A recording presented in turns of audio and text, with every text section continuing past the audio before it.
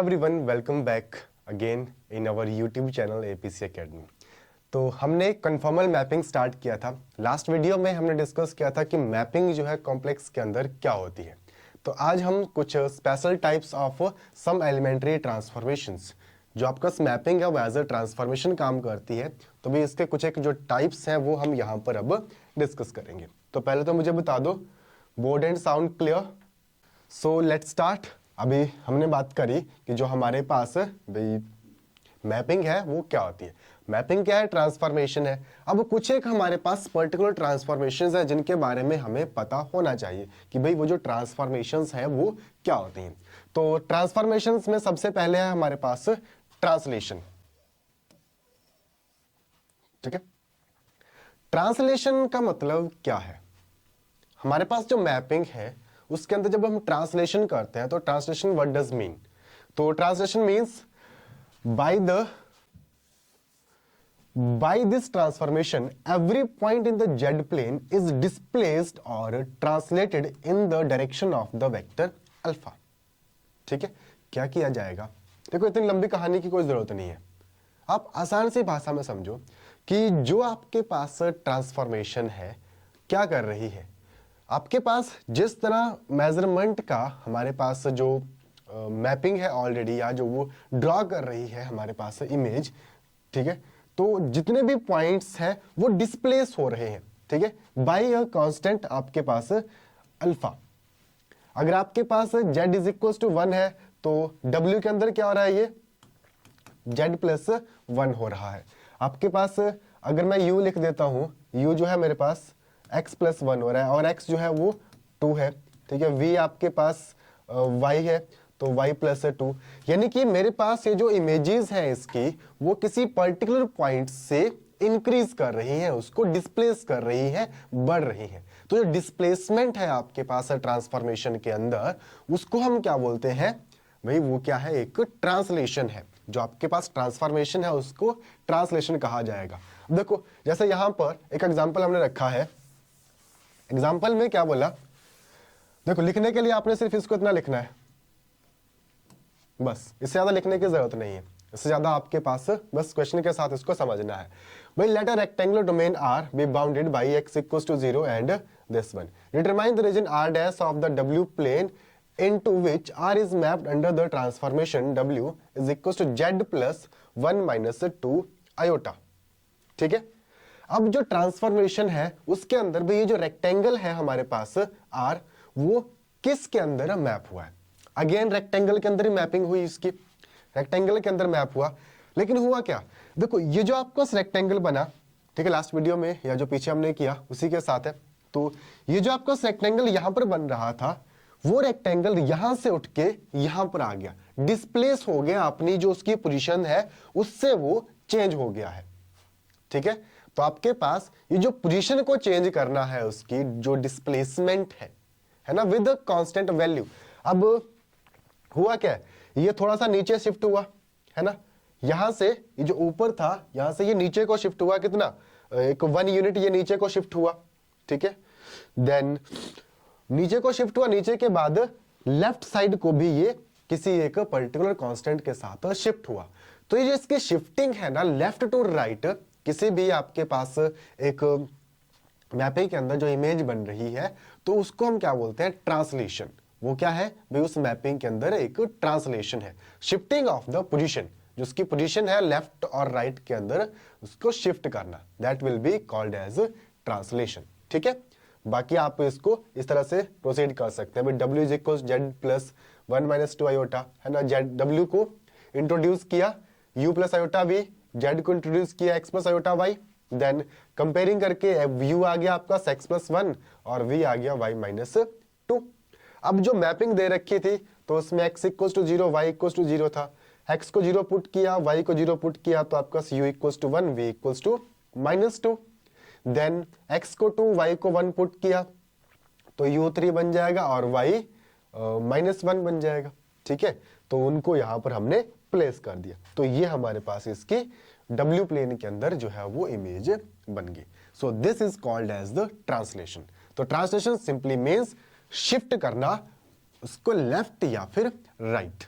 ठीक है, बाई किस एक कांस्टेंट वैल्यू के साथ। Okay, that is so called the translation of the complex number या फिर in the mapping. Clear? Translation क्या होती है, बोलो। Next, rotation. तो रोटेशन क्या है? रोटेशन मतलब रोटेट करना उसको किसी एक एंगल के साथ। तो आपके पास देखो, by this transformation the image Q of any point P in the Z plane is obtained by rotating the line OP through an angle gamma. यानी किसी पर्टिकुलर एंगल के साथ उस इमेज को रोटेट कर देना। जैसे मेरे पास ये एक रेक्टेंगल बन रहा था, ठीक है, मान लो ये मेरे पास रेक्टेंगल बना हुआ है, किसके अंदर है? ये जेड प्लेन के अंदर है, ठीक है। अब डब्ल्यू प्लेन के अंदर मैं क्या करता हूं, ये जो रेक्टेंगल है इसकी जो पोजीशन है ना, इसको मैं रोटेट कर देता हूं। बाकी सेम है, पहले ये इस तरह से था, ऐसे हॉरिजॉन्टल था, अब मैंने इसको किसी एंगल थीटा के साथ रोटेट कर दिया है। तो ये जो रोटेशन है आपके पास, this will be called the rotation mapping, ठीक है, या फिर जो आपका रोटेशनल ट्रांसफॉर्मेशन है। तो रोटेशनल के अंदर कुछ नहीं है, आपके पास जो इमेज है वो रोटेट हो चुकी है। यहां पर आपके पास जो इमेज है वो ये वाली है, ये आपके पास pz है, तो इसकी जो इमेज है qz वो यहां से एंगल अल्फा जो है वो रोटेट हो गई है। सो दिस इज कॉल्ड रोटेशनल, ठीक है। और आपके पास इसको इधर से घुमाया या फिर इसको इधर से घुमा दिया, रोटेट करना। अब क्लॉकवाइज भी हो सकता है, एंटी क्लॉकवाइज भी, ठीक है। इट इज नॉट कंपल्सरी कि वो क्लॉकवाइज ही होना चाहिए या फिर एंटी क्लॉकवाइज होना चाहिए। Okay, that is called rotational transformation, ठीक है। नेक्स्ट है हमारे पास मैग्निफिकेशन। मैग्निफिकेशन का मतलब क्या है? मैग्निफिकेशन का मतलब है ना, आपके पास इतनी सी इमेज बन रही थी, उसको एनलार्ज करना, ठीक है। आपके पास जो इमेज है उसको स्ट्रेचिंग करना, उसकी जो उसकी स्ट्रेचिंग है that will be called as the magnification, ठीक है। तो हम क्या बोलेंगे, by this transformation the figure in the Z plane is stretched और contracted according as c greater than 1 और c greater than equal to 0 less than equal to 1।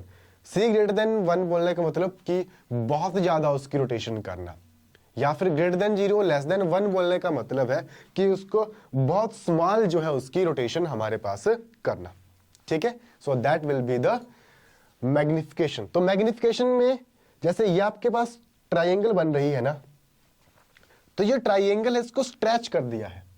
Stretch मतलब इसको थोड़ा सा एनलार्ज कर दिया, देखो बड़ी बना दी है ना। तो ये स्ट्रेचिंग है आपके पास, that will be called as the magnification, ठीक है।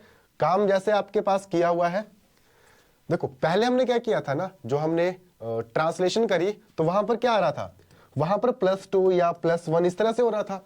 मैग्निफिकेशन के अंदर प्लस नहीं होंगे, ये मल्टीप्लाई होंगे, भाई 2 इंटू जेड हो गया या फिर 3 into something. So that will be called as the magnification, ठीक है। इसको हम क्या बोलेंगे, जो आपके पास है वही मैग्निफिकेशन है, एक मैपिंग की या फिर एक ट्रांसफॉर्मेशन की।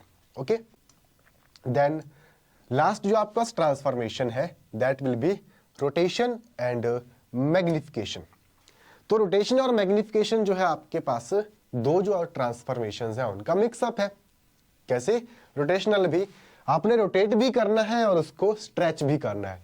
तो रोटेशन एंड मैग्निफिकेशन मींस कि जो transformation maps the point P R theta in the Z plane into a point Q. देखो इसको रोटेट भी किया, ठीक है, थीटा जो था इसका एंगल, इसको किसी एंगल से इंक्रीज भी किया और जो इसका रेडियस था यानी कि जो इसकी लेंथ थी उसको किसी कांस्टेंट के साथ मल्टीप्लाई भी किया।